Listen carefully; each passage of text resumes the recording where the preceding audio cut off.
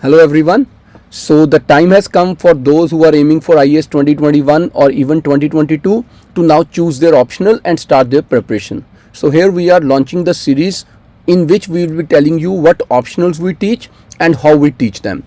So I am Raj Malhotra, who teaches history from 2002 onwards and have taught many people who were originally doctors or engineers, then had some taste for history and then opted, and now they are successfully living their dreams. So I will be telling you that how history is like an optional that can make your attempt successful. There are two important myths about history. One, it is a very lengthy subject, and two, it is not a scoring subject. Let me first start by dispelling these two rumors about history.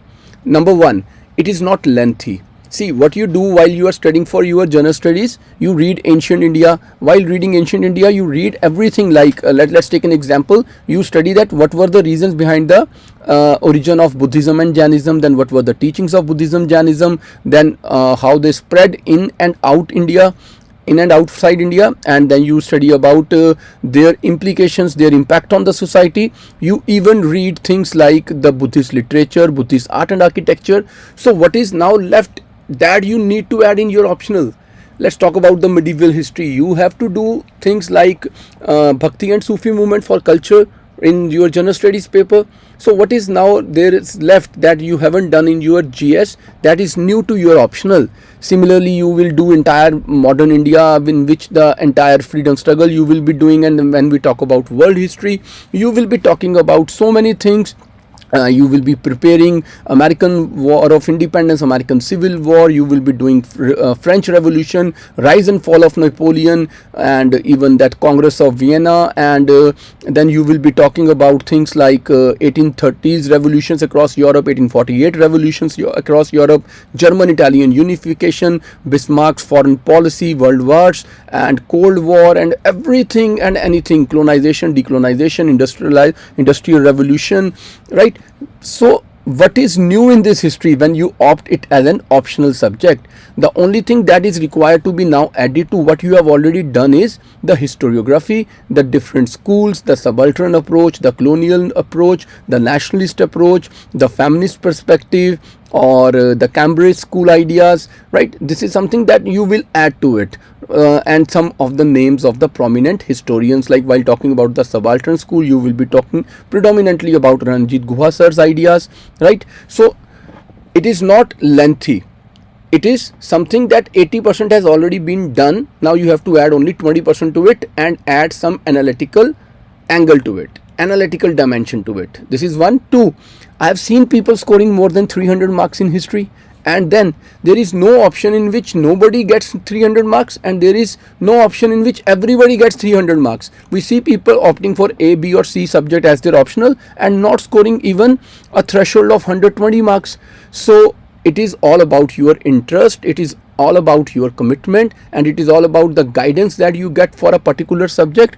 And as far as I can ensure you, if you know about me, if you have heard about me, I keep one such contact with my students that I keep guiding them through and through, personally stay in touch with them, evaluate their answers, tell them how to improve them, and till the time they get selected, I am at their beck and call.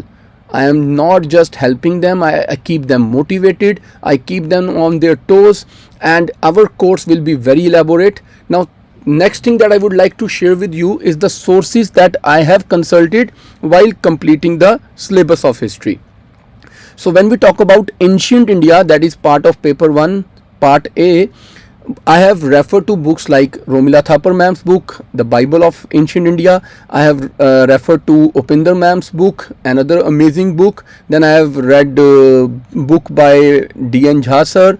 Then the IGNOU study material and R.S. Sharma, obviously the old NCERT. Right? These are the 5 basic books that I have read while I compiled and made my study material that I will be sharing with my students. A 300-page book in which all these 5 sources are compiled in a very beautiful manner. Then when we talk about second part of paper 1, that is medieval India, so we will be talking about books like R.S. Sharma part 1 and 2, right, J.L. Mehta part 1, 2 and 3, Then I have referred to Rizvi sir's book Wonder That Was India Volume 2, then Salma Farooqi's book, and then some of the articles written by Professor Irfan Habib, a doyen of medieval history, and then the IGNOU study material and some notes of Jamia University, which are very important for medieval history, right? And for South India, we will be amalgamating the Tamil Nadu books for sure, and even some notes of Annamalai University.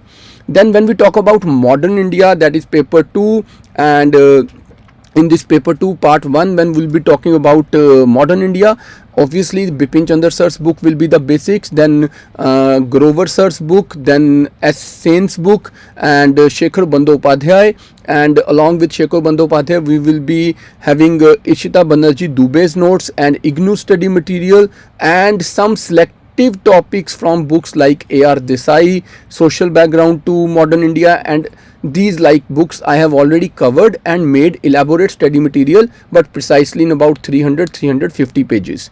Now when we talk about the world history part, which is part 2 of paper 2, part B of paper 2, we will be talking about books like not just Arjun Dev or books like Norman Liu. We will be talking about History of Civilizations by Burns and Burns part 2 and 3, and we will be talking about Gay and Gerrity's book, that is University History of World, and then some more selected material along with the IGNOU material and some selected international notes that I have procured by subscribing to international magazines and study material.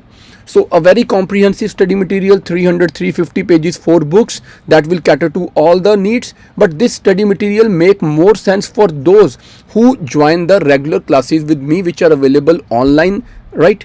Why it make more sense? Because while teaching in the class, I connect the dots in those notes and I make you write more answers in the classroom program. Right, it is all about writing more rather than reading more. That takes us to that threshold where we become different from others and then get selected. So the course is starting from 8th of June 2020, and it will be 5.5 month course. In this course we will be completing not only the entire syllabus, we will be having 30 elaborate tests along with this syllabus, and you will get the study material, regular classes, and unlimited support personally from none other but me. And I will be taking care that none of the topics of your syllabus are left unaccounted, right? So those who are interested can contact me on my number 98147 11661. Thank you very much.